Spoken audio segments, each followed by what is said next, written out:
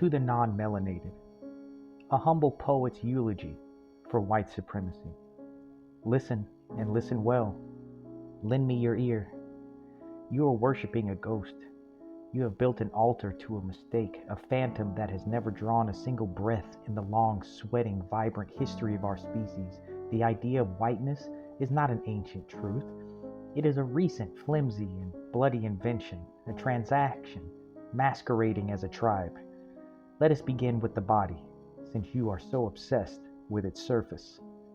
For the overwhelming majority of human history, roughly 300,000 years, Homo sapiens was a dark-skinned animal. We were born under the African sun, and our skin was a masterpiece of evolutionary engineering, rich with melanin, a shield against ultraviolet radiation. This was the default, the norm, the original and enduring condition of humanity. Then a few restless bands of us wandered. We trudged into the gray light of the north, into the cloud-shrouded forests of Europe and Asia.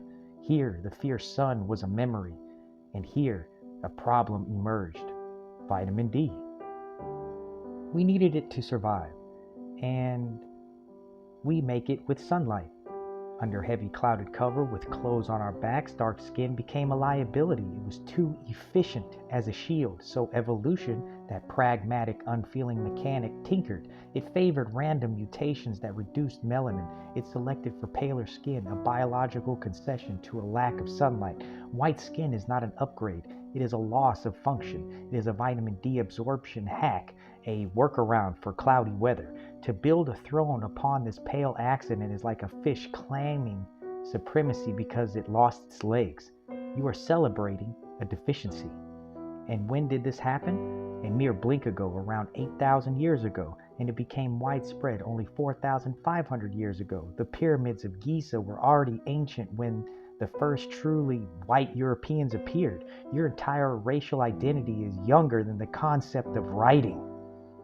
Now let us stomp on the rotting corpse of eugenics, the science that wasn't. The concept of racial purity is a biological absurdity, a joke that would make any geneticist weep with laughter. Your genome is a chaotic, glorious library written by countless ancestors. To be pure is to be dead. Genetic diversity is the engine of survival. Inbreeding is its breakdown. The noble stock lie. The very people the eugenicists held up as paragons, the Nordic Aryan ideal, were themselves the product of massive ancient mixing. The Yamnaya steppe herders, the Anatolian farmers, the indigenous European hunter-gatherers all churned together to make you. You are a walking mosaic of forgotten peoples, a testament of Mongolianism. The inbreeding paradox, the royal families of Europe, so obsessed with blue blood, practiced the very purity you seem to crave. The result, the Habsburg jaw, hemophilia, madness, and infertility. This is the end game of purity, a genetic dead end. You are advocating for a family tree that is not a tree, but a tangled, dying wreath. The genetic reality? There is no white gene. There is no black gene. There are only alleles. Slight variations in code that influence superficial traits. The same gene that gives a European straight hair is different from the one that gives an Asian straight hair. You are building walls between castles made of the same sand. Eugenics was never science. It was prejudice in a lab coat. It was the desperate attempt of a privileged class to use the language of biology to justify its own brutal social order. It was the rationale for stealing land, for chains, for sterilization, for the gas chamber. It is the philosophy of the slaughterhouse dressed up as a public health initiative. It is a creed for those who are terrified of the beautiful, messy, unpredictable chaos of human reproduction. Humanity's question. Why would anyone cling to such a brittle, hateful identity? It is the psychology of the empty room. When you have no personal greatness to claim, no art created, no kindness offered, no community built, you will grasp for the reflected glory of a collective. I have done nothing, but my skin is pale, and for that I am chosen. It is the ultimate participation trophy. It is the logic of the child who, losing a game, changes the rules and declares himself the winner by divine right. It is a fortress built from fear of the other, which is really a fear of itself. The terrifying realization that without this invented superiority, you are just another animal on a crowded planet, and you will have to earn your worth. The obituary, written in advance for 2200 CE. So let us write the future, for it has already begun.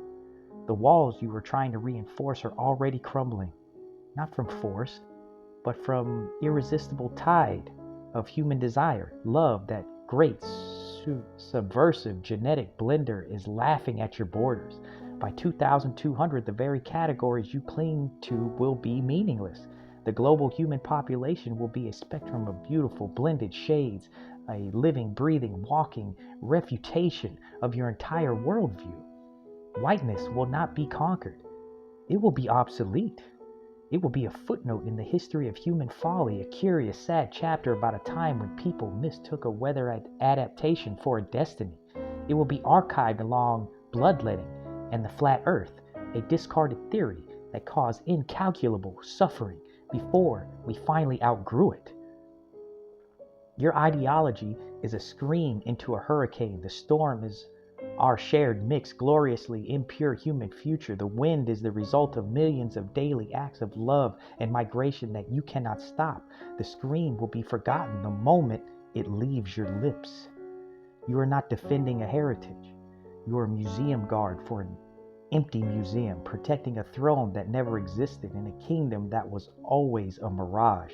The future is coming, and it is brown, and it is beautiful, and it has no time for your ghosts.